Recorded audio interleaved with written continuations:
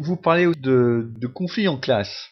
Alors comment les gérer et sont-ils inévitables? Alors ils sont inévitables pour moi, oui, parce que à partir du moment où la classe est un organisme vivant, on va dire, il y a forcément des conflits. Et c'est une bonne chose puisque on demande aux élèves en fait de développer leur libre arbitre, leurs opinions personnelles, et en même temps on leur demande de le faire dans un espace extrêmement régulé, très codifié, où on leur demande encore d'être très soumis.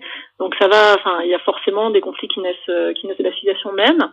Ajouter à ça qu'on enseigne à des enfants, à des adolescents qui vont forcément passer par un moment de remise en question de l'autorité, qui vont questionner les règles. Pas forcément, quand je parle de conflit, c'est pas forcément un conflit violent, hein, c'est juste une opposition, un questionnement. Des enfants qui n'ont pas forcément envie d'être là et de se plier au rythme et aux apprentissages qui sont imposés. Donc ça, c'est plutôt les conflits entre adultes et élèves, mais il y a aussi des conflits qui peuvent apparaître au sein même du groupe classe, entre les élèves entre eux, auxquels l'enseignant peut assister et qui doit en effet gérer. Comment les gérer? Il n'y a pas vraiment... je pense qu'il faut absolument garder son calme, c'est facile à dire, mais...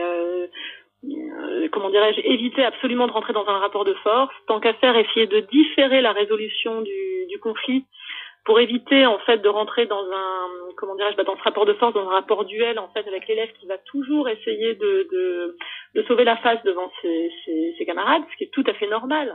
C'est montrer sa désapprobation, je pense, dire que on en parlera plus tard. À la fin je sais pas, moi, on en parlera ce soir ou j'en sais rien, mais différer la résolution du conflit pour éviter de se retrouver toi-même en porte-à-faux vis-à-vis des autres élèves. Je pense que le professeur est toujours perdant et même que les élèves ont toujours tendance à prendre le parti de leurs camarades. Bon, donc éviter de monter le ton, essayer d'avoir un petit peu d'humour, ne pas se dire que c'est soi en tant que personne qui est visée par l'élève, mais la fonction. Alors dans ces cas-là, comment instaurer une forme d'autorité en classe sans pour autant passer pour un dictateur? Je pense que les élèves, en fait, ils ont besoin de règles, ils les reconnaissent quand elles sont justes et ils savent très bien quand ils dépassent la limite.